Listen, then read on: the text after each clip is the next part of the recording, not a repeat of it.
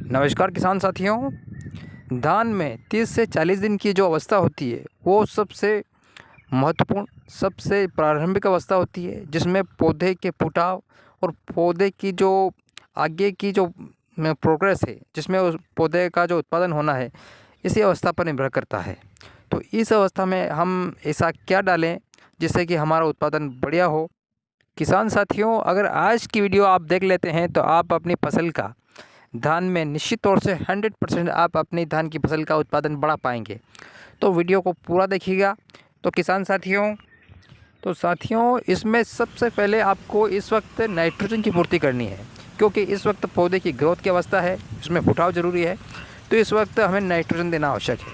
तो नाइट्रोजन की पूर्ति के लिए हमें यूरिया देना है। तो यूरिया हमें किस तरह से देना है? तो किसान साथियों, यूरिया को हमें प्रति एकड़ 1 बोरी देना है। 1 बोरी यानी 40 से 45 किलो हमें यूरिया लेना है। उसके साथ एक चीज़ और ऐड करनी है जो बहुत ही महत्वपूर्ण है। तो फुटाव के साथ साथ इसमें हमें सूक्ष्म पोषक तत्वों की ज़रूरत भी पड़ेगी, क्योंकि जैसे ही पौधा फूटेगा उसमें अधिक से अधिक कल्ले निकलेंगे।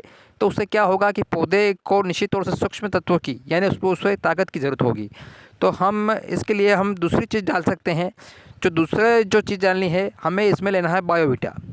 बायोवीटा हमें ग्रेन्यूल लेना है, जो कि आप 1 एकड़ के लिए 4 किलो या अधिकतम आप 8 किलो भी डाल सकते हैं। अगर आप बायोवीटा लेते हैं तो इसमें सभी तरह के सूक्ष्म तत्वों की पूर्ति हो जाएगी। इसमें जिंक, बोरान, लोहा और जो भी सूक्ष्म तत्व चाहिए पौधे को, वो सभी इसमें उपलब्ध हो जाएंगे।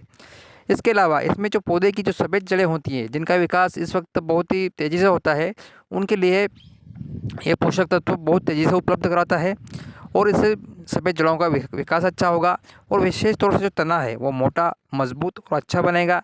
ज़्यादा से ज़्यादा कल्ले निकलेंगे और पौधा स्वस्थ और अच्छा होगा। इसके अलावा आप इसमें 4 किलो प्रति एकड़ के हिसाब से जिंक मिला सकते हैं। जिंक में मैग्नीज होता है जो पौधे में क्लोरोफिल की मात्रा को बढ़ाता है।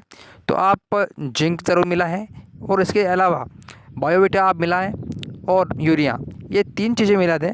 100% आपके जो पौधे का जो फुटाव है वो देखने लायक होगा, क्योंकि आसपास के जो भी आपके पड़ोसी हैं वो निश्चित तौर से आपसे पूछेंगे कि आपने क्या डाला है। तो आप ये चीज़ें डालें और फ़र्क अपनी आँखों के सामने देखें। बहुत ही बेहतरीन और अच्छा फुटाव आपको देखने को मिलेगा। एक बार आप इसको डालकर देखिए और फ़र्क आप स्वयं देख पाएंगे। जिंक डालने से फ़ायदा यह होगा कि जिंक धान में आने वाला जो प्रमुख रोग है, झुलसा जो ब्लाइट होता है, जो पत्तों पर आता है, उसको कहीं ना कहीं ये रोकेगा, क्योंकि इसमें क्लोरोफिल की मात्रा बढ़ाने की क्षमता होती है। जिंक पौधे को मजबूती प्रदान करेगा और इसमें जो ब्लाइट आता है उसको ये बहुत ही अच्छी तरह से कवर कर लेगा। तो अगर पौधा शुरुआती अवस्था में ही मजबूत और शक्तिशाली होगा तो हमें पौधे का आधार मजबूत बनाना है। अगर पौधे का आधार अच्छा मजबूत होगा तो निश्चित तौर से वो आगे चलकर बीमारियों से और जो उस पे आने वाले कीट है उनसे अच्छा मुकाबला कर पाएगा और उसकी जड़ें ज़्यादा गहरी होगी तो निश्चित तौर से उत्पादन भी अच्छा होगा। तो हमें जो शुरुआती अवस्था है उसमें ये ध्यान देने की ज़रूरत है कि हमें जो उसकी जो रिकमेंडमेंट है उसको पूरा करना है। इसमें हमें ये जो तीनों खाद हैं ये लेना है, जिसमें यूरिया, बायोवीटा और जिंक, ये तीनों चीज़ें लें।